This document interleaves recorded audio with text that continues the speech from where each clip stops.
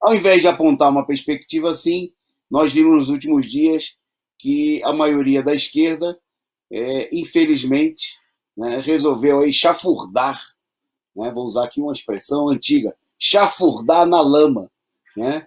É, e aí a gente já disse muita coisa aqui, mas parece que nunca a gente chega ao fundo no poço, né? Por isso a gente colocou aí no título uma interrogação: será o fundo do poço? Né? Porque a gente viu aí o pessoal se misturar com os porcos no Congresso Nacional e, como diz o ditado popular, né, quem se mistura com os porcos come ração. Eu não lembro agora como é que é o ditado exatamente, mas quem se mistura com os porcos não vai ficar não vai ficar um ditado antigo, é tão antigo que eu já não lembro, não sou tão antigo assim. Não, eu errei mesmo, falhou a memória. Talvez eu seja tão antigo que a memória já está falhando.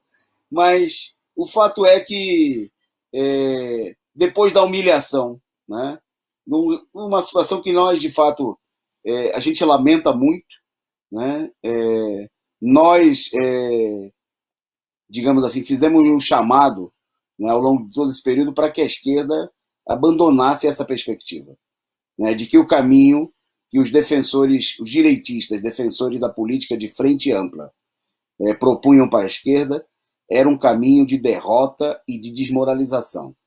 Bom, se alguém tinha alguma dúvida, o que aconteceu no Congresso nos últimos dias não pode mais deixar dúvidas, a não ser de pessoas que estão aí com a mente embotada por outros interesses. Bom, então depois da derrota do bloco direitista reacionário, né, eu queria repetir os números porque é um número importante, né? O candidato apoiado pela esquerda teve 145 votos, né? Isso era o candidato que supostamente era o candidato de uma frente de 11 partidos, né? E a frente se justificaria supostamente para derrotar o Bolsonaro na Câmara dos Deputados. Bom, em primeiro lugar, a premissa era falsa, porque o candidato contra o Bolsonaro era um dos deputados que mais votou junto com o Bolsonaro, né? Votou mais do que o candidato bolsonarista. O Baleia tinha votado em 90% das votações, ele apoiou as propostas do governo, enquanto o Fernando Lira apoiou só em 88%. Ganhou, né, menos bolsonarista do que o Baleia. Bom, a segunda premissa era falsa, não era uma frente contra o Bolsonaro, porque aí estava o DEM, estava o PSL. Bom, a esquerda, essa conta é importante. A esquerda, somando todos os partidos que se dizem de esquerda, né, incluindo aí generosamente até aí os golpistas como o PSB e o PDT, somavam juntos 130 votos. 130, tá certo? E a frente do Baleia teve 145 votos. O que significa? Né, que o pessoal debandou por completo. Né? O Rodrigo Maia, que era o capitão, o grande timoneiro da frente, né, ficou sem o próprio partido. O DEM se passou de malas e bagagens para o outro lado, né, não apoiou o candidato, em vez de apoiar o candidato cópia, né, do Bolsonaro, resolveu apoiar o candidato autêntico do bolsonarismo, da direita, do centrão. Né? Não é nem o candidato do Bolsonaro, é o candidato do centrão. O centrão é um exército sem pátria. Né? O centrão é um exército que se vende para qualquer. É um exército de mercenários. Né? Agora estão tentando pintar aí como uma vitória do Bolsonaro. Isso aí é uma parte apenas do resultado. Né? O centrão já apoiou o Sarney, já apoiou o Collor, já apoiou o Itamar, já apoiou o Fernando Henrique Cardoso, já apoiou o Lula, já apoiou a Dilma, né? Já apoiou o Temer. Quem dá mais, o Centrão vai atrás. Né? E, obviamente, que o resultado não tem nada a ver, não é uma vitória ideológica, política do Bolsonaro, embora circunstancialmente seja assim, apareça assim, mas é uma vitória, né, do próprio Centrão diante de uma situação de divisão da burguesia. A burguesia se dividiu, a burguesia mostrou claramente, tem gente tentando criar confusão, dizendo que tem um setor da direita que quer tirar o Bolsonaro, que nós precisamos se juntar com esses democratas progressistas que querem tirar o Bolsonaro. mas esses democratas e progressistas da direita não existem, né? E ficou evidente na votação, foi todo mundo parar no colo do Centrão, e a esquerda praticamente, se é... Bom, aí nós teremos que considerar também que uma própria parte da esquerda votou no candidato do Centrão, né? Não houve... Se a esquerda teve 145 votos, mostra, e só a esquerda tinha 130. Nem toda a esquerda votou na chapa da esquerda. Uma parcela da esquerda votou diretamente no candidato do Centrão. Não há que ter dúvida dessa situação, né? E havia gente defendendo o voto no Lira em todos os partidos, né? Bom, então parecia que uma noite de terror, né? Mas o que era ruim foi ficando pior.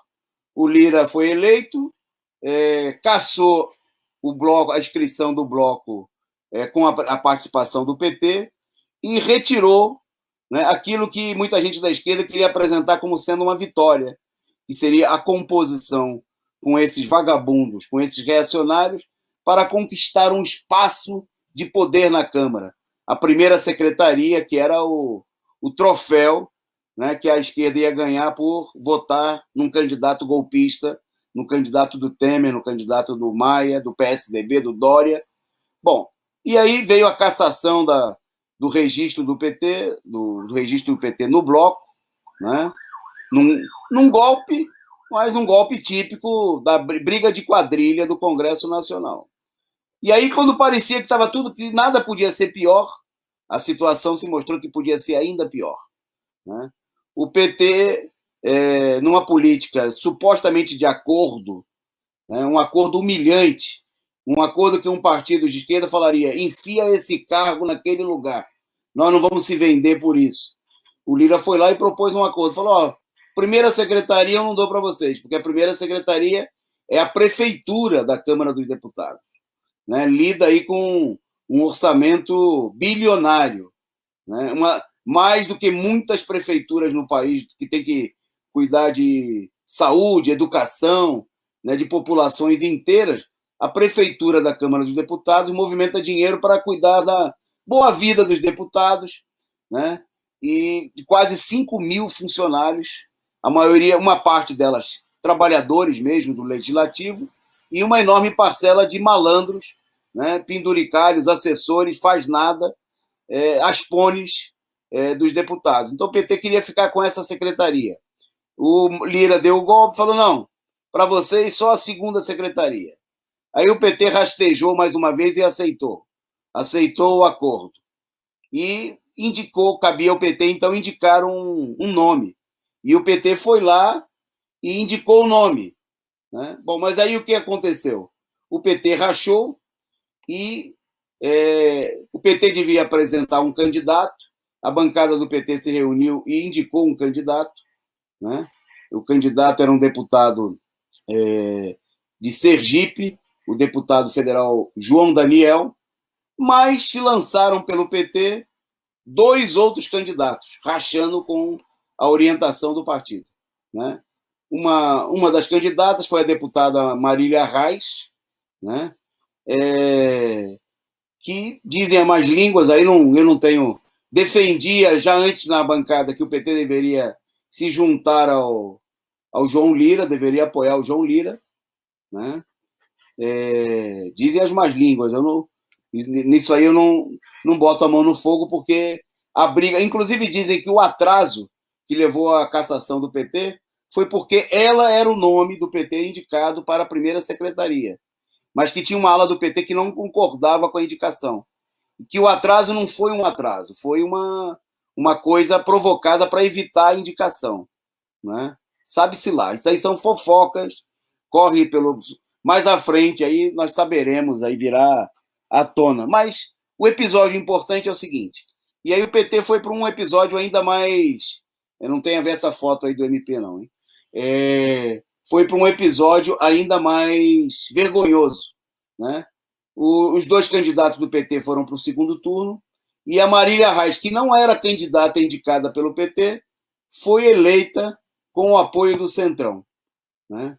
Foi eleita com o apoio do Centrão. Hoje eu participei até de reunião onde teve dirigente do PT criticando publicamente, com outras forças, a conduta da Marília Reis, né, dizendo que era um comportamento totalmente indevido, mas vamos ser sinceros, no meio de tanta baixaria, né, de tanta lama, de tanta... isso aí, a gente falou agora há pouco vou usar um termo chulo, da putaria da Lava Jato, né? Parece que tem gente que fica com inveja dessa putaria e resolveu reproduzir o bacanal na Câmara dos Deputados e com a participação da esquerda. É um bacanal, uma orgia, é uma política de prostituição política, né? Se juntar com os inimigos dos trabalhadores, com quem aprovou a reforma da Previdência, a reforma trabalhista, com quem derrubou a Dilma, de quem comemorou, né, a prisão do ex-presidente Lula. E depois que o pessoal fez tudo isso, agora, isso aí é só um acréscimo, né? É mais um triste episódio, né? E que coloca o problema de que, para efetivamente levar adiante uma luta em defesa dos interesses do povo, é preciso romper com essa política de dormir com o inimigo, de chafurdar-se na lama, né, com aqueles que vivem às custas das desgraças da população brasileira.